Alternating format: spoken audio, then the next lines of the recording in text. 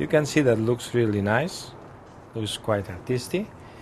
And I have to remind you to, that we had these little photocopies from that book. Okay, we enlarge, and with this we had, a very good shape to follow. Then we did that,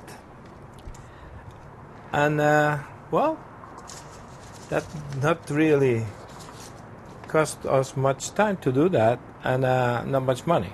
This is a very cheap.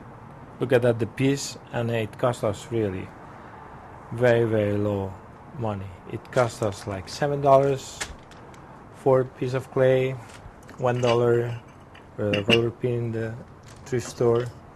This string, it's like $1 something. 2 photocopies, scissors that supposedly that you have at home.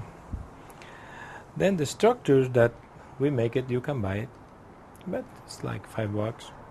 And then the 2 finishing paint and enamel, very good ones. This it's $4, $5 in Home Depot or any hardware store, and that's almost it. I hope you enjoy the show, and I hope